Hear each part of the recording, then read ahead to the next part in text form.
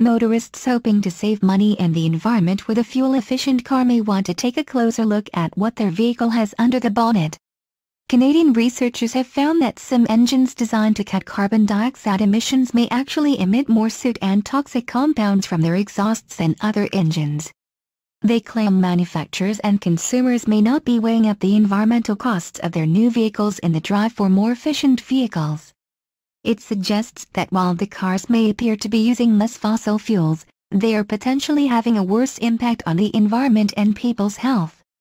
Researchers at the University of Toronto's Faculty of Applied Science and Engineering looked at the emissions from gasoline direct injection engines, which are smaller and more efficient than traditional petrol engines. Car manufacturers have adopted GDI engines in models to satisfy demand for more miles per gallon and increased power output. According to the team, the number of GDI engines found in new cars between 2009 and 2015 had jumped from 5% to 46%. But their analysis revealed while carbon dioxide emissions were lower in GDI engines, they pumped out more soot and harmful organic compounds such as benzene and toluene. The whole motivation for creating these engines in the first place was fuel efficiency. But what we haven't considered are the other climate-related emissions, explained Professor Greg Evans, an engineer and applied chemist at Toronto. If a vehicle emits a small amount of soot, it can completely negate the lower amount of CO2 that it's emitting. GDI engines work by injecting fuel directly into the combustion chambers of the car's engine, which enables less fuel to be used. By pumping the fuel directly into the cylinders, it enables the car's computer to have more precise control over the mix of fuel and air.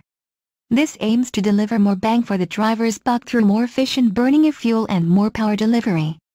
When the Toronto team looked at the chemical composition of emissions from GDI engines, it found they ranked almost in the top 25% of all vehicles studied for soot, and were between the top 10 to 20% for toxic organic compounds.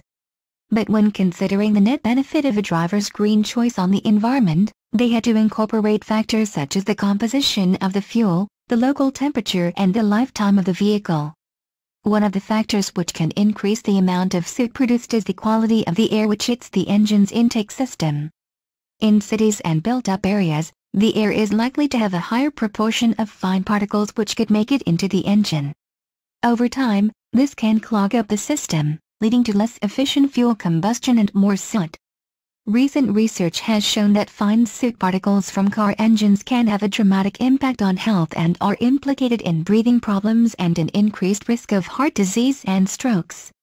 However, installing efficient particulate filters in vehicles with GDI engines could balance this and benefit the climate, the team adds.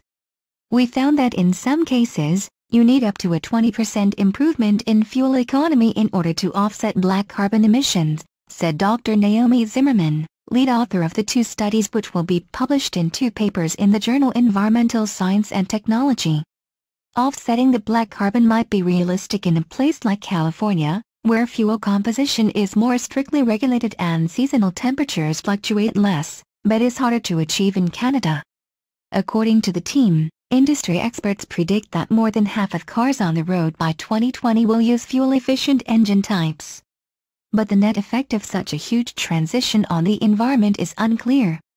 Professor Evans added, all the complex interactions show that because of the well-intentioned desire to mitigate climate warming, the technology is changing quickly and we are not properly considering all the trade-offs and side effects. As engine designs improve, the balance between all these factors could change again.